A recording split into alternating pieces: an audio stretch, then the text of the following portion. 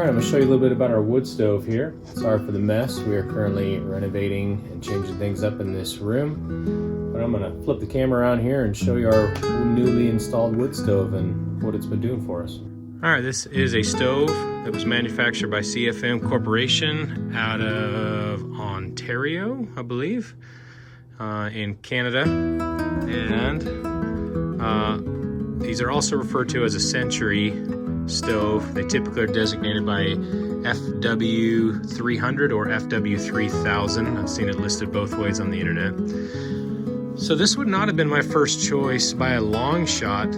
This just happened to have come with this house when we purchased it. Quick few things on this stove.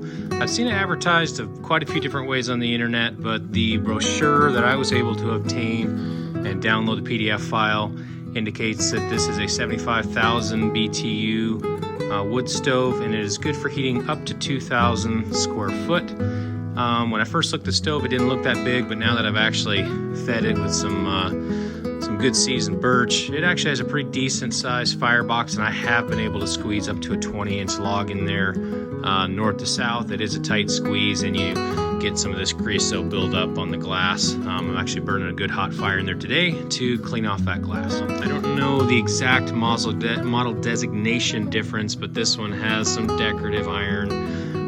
Looks like a cast iron cast door here, and the rest of it is a welded steel construction. It's got fire brick lining on the inside with a removable fire brick to sweep the ashes through a trap door and down into the ash storm. But besides that, looks like a pretty straightforward heavy steel welded construction with air baffles and secondary combustion to achieve some level of efficiency.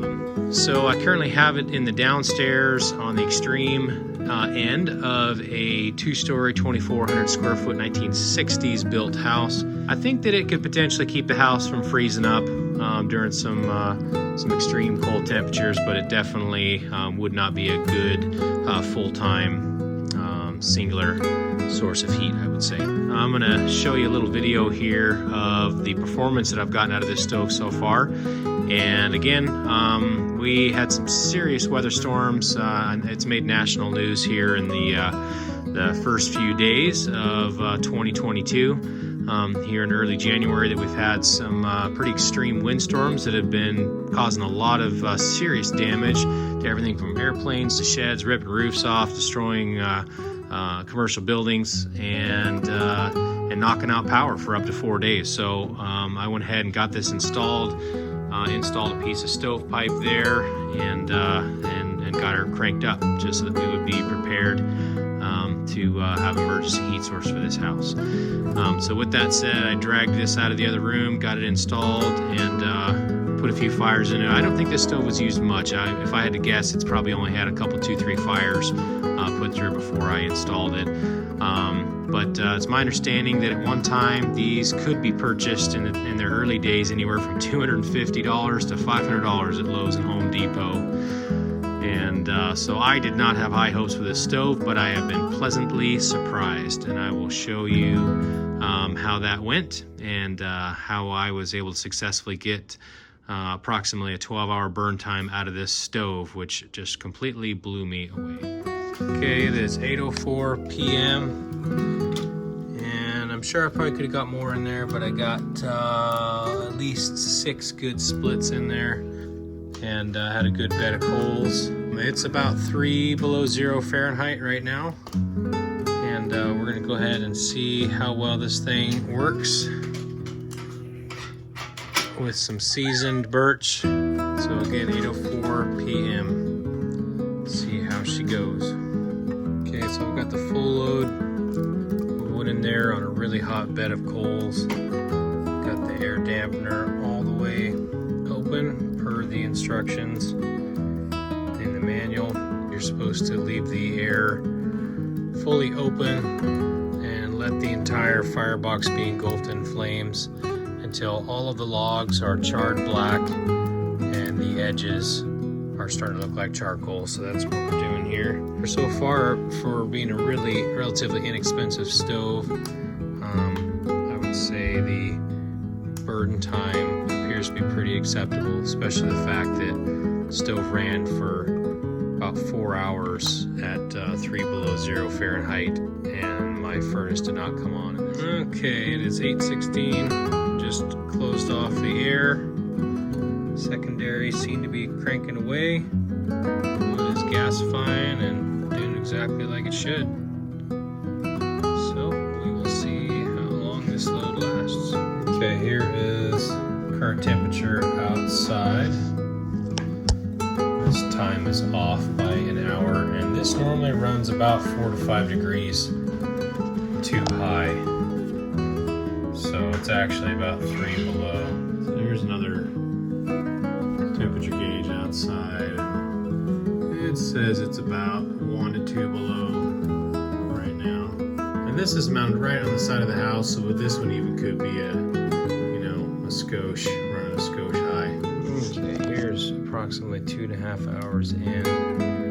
I would say the firebox is still approximately 50% full.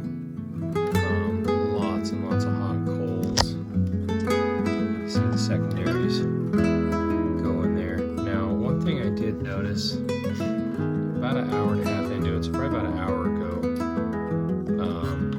this thing was just sucking in hot air, or sucking in combustion air like you would not believe. And it just seemed like it just got so stinking hot in there. I would imagine it was upwards of 700 degrees. And I was doing research online. It was saying that basically means that because it's so stinking cold outside, sub-zero Fahrenheit temperatures, with a really tall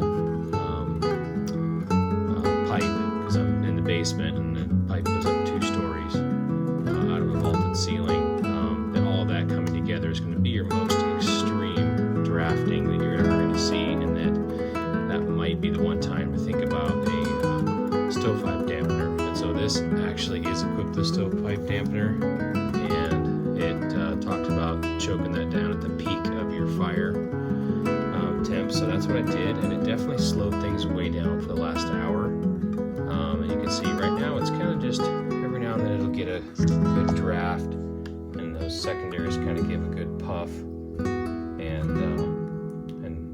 burn off the gasification there. It's really pretty. Earlier it was not doing that, even with the dampener darn near closed. It still was burning off a ton of gasification with this. So anyways, being that it's almost 11 o'clock at night, I'm going to go ahead and open this dampener back up, and we'll see what it looks like. Okay, just opened the dampener back up. Now we're getting non-stop flames in here, which is not super surprising. That's kind of what I figured was going to happen. But I think as the fuel diminishes inside the stove, and so the intensity of the fire comes down, I think I was probably going to see not having enough air in here and just starting to smolder, as opposed to gasify like it's doing right now. So anyways, I'm going to go ahead and go to bed, and I'm going to be up early in the morning and see if I have a bed of coals left, and we'll see what happens. So again, this is roughly about 2 3/4 hours into a burn on this thing. I'm still figuring it all out, so I'm sure there's ways to load it differently, load more wood in there, tweak it to get better results.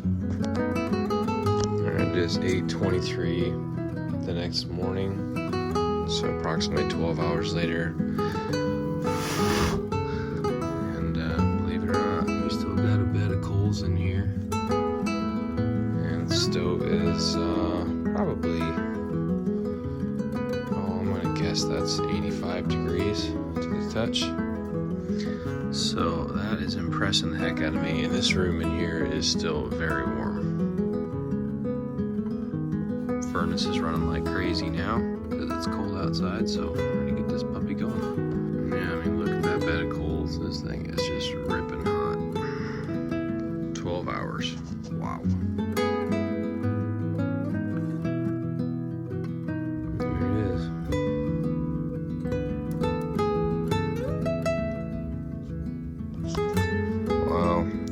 just pretty blown away. This is roughly 12 and a half hours later.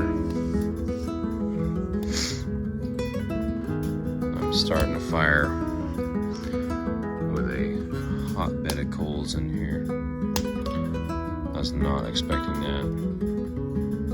You know, here in Alaska, our hardest wood is this birch, and I'm definitely using some of my best seasoned birch in here, but I was not even, I was not expecting even an 8-hour burn time, let alone 12 and a half. And I have to wonder if, because it's so cold out, if opening that stovepipe dampener right in the very hottest part of the fire and the coldest outside, if that had something to do when it choked it down for hour and a half, 2 hours, if that had anything to do with it. And then of course I opened it up after that before I went to bed, and it still had a really good bed of coals and the stove was still warm. So pretty impressive, I would say. Alright, so there you have it. There's a burn test on the FW3000, and very, very pleasantly surprised on it. And so a couple notes just to clarify.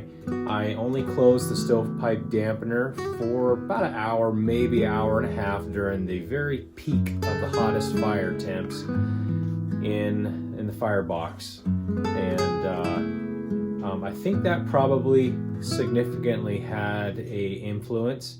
And again, the only reason I did that is because when you have a really tall chimney and extremely cold temperatures outside, again, sub-zero Fahrenheit, with a hot fire, that you're going to see your most extensive or your most extreme draft scenario in this stove. And I think that justified closing the dampener a little bit. Otherwise, if it wasn't in that scenario, closing your damper is just going to choke the stove and make it smolder, and that's really not how these are designed to burn. And that's going to, in turn, really contradict the whole point of having secondary air and high efficiency stove to reduce emissions. So with that said, only closed that damper for about an hour and a half, and we saw approximately 12 and a half hour burn time. If you know anything about steel stoves, they're going to reflect what's going on in the firebox relatively quickly to the outside touch temperature of the stove. So the fact that this stove is still 85 degrees plus or minus 12 and a half hours later with a really good bed of coals in there is pretty indicative that that thing's probably still had a fire going in it. Yeah, I would say that's pretty impressive for an inexpensive stove, and pretty impressed with the construction so far. Normally you get what you pay for, but in this particular case this might be a decent value, I would say.